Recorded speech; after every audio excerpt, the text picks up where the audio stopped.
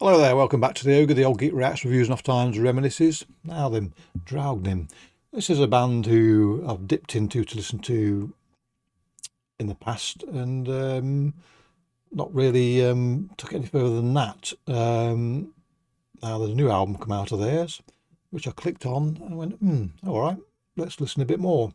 To the extent whereby it's cost me some money. So that's going to be a good thing, hasn't it? Maybe not for me. Yes, for me, of course it is. We'll do one of theirs from their new album. It's rather jolly. Lifescorn it is then.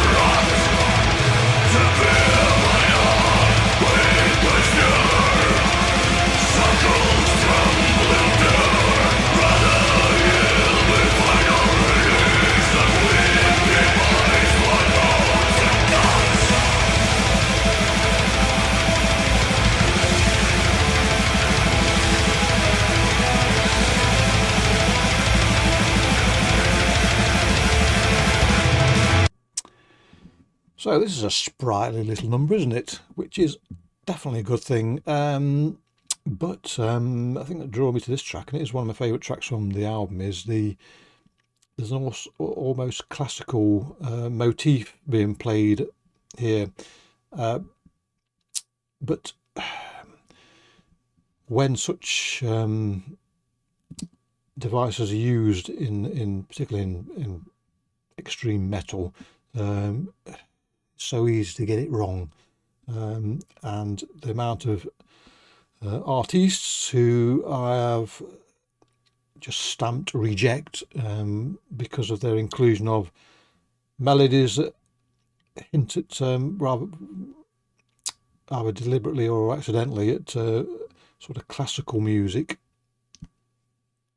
or motifs maybe, get booted out the door. And the door is then barred, locked, and the guard dogs are set about as well. So, but here it is that sort of classical motif that doesn't grate it and doesn't take it too far, doesn't become too opulent and overgrand. It is it's a bit like, sounds a bit like hunting horns. It is it is the accompaniment to a charge.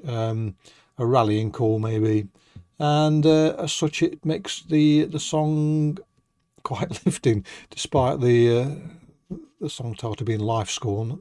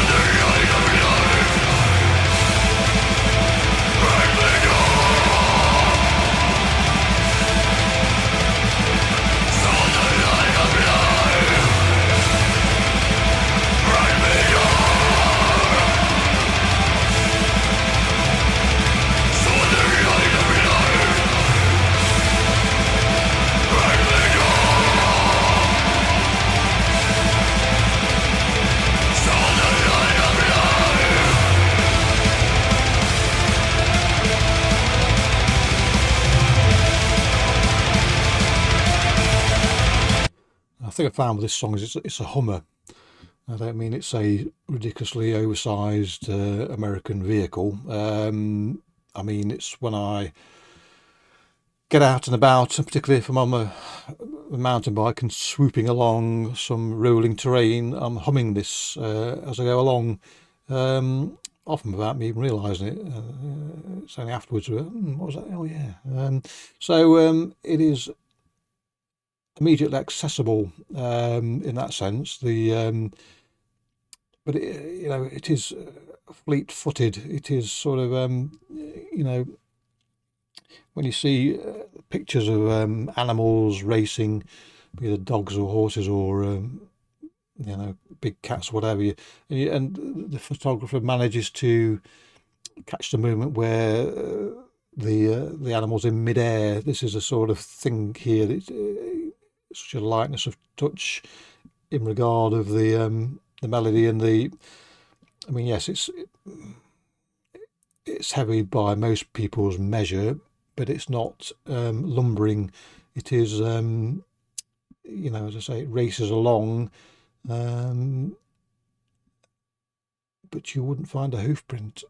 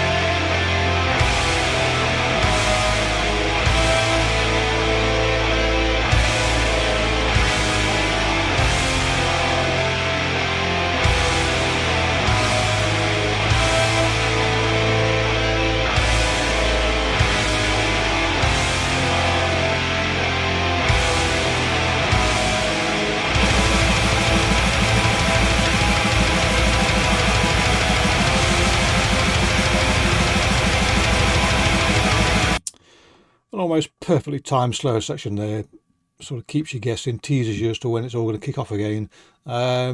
Sometimes those sort of interludes can be far too long for me, and it's sort of get on with it, come on, I'm waiting, whereas there it was sort of just timed it perfectly for me. And this is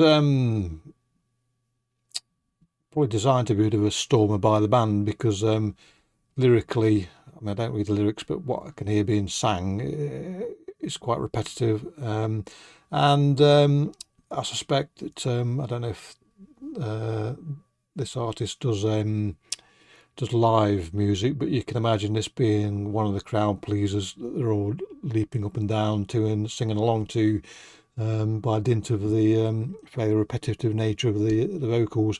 But it is just bounces along and barrels along, and for the likes of me, that is a place I want to be.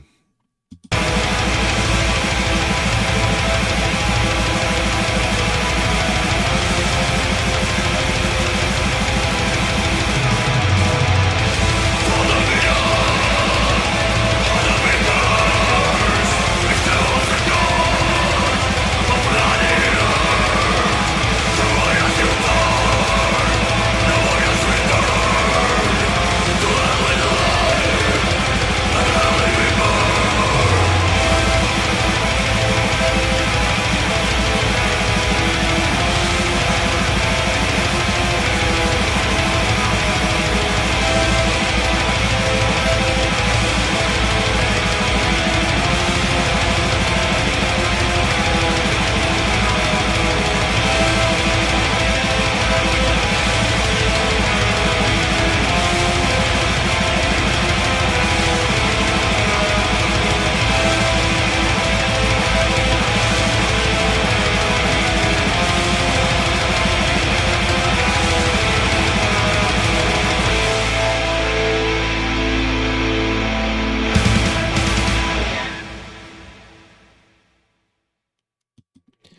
So there you go. That was both triumphant in tone and in execution. It certainly lifted you along, and you know, those that rousing melody throughout was like either horns played by you know, the ralliers at in a battle, or bagpipes. Maybe it doesn't sound like bagpipes, but the rallying charge, if you will, from them. But yes, really enjoyable, that, I find, and it is probably one of the more fleeter songs from the album. The whole album is well, I bought it, so the whole album's worth buying, otherwise I wouldn't have done. So there you go. Clicky bollocks. Catch you all next time. Cheerio.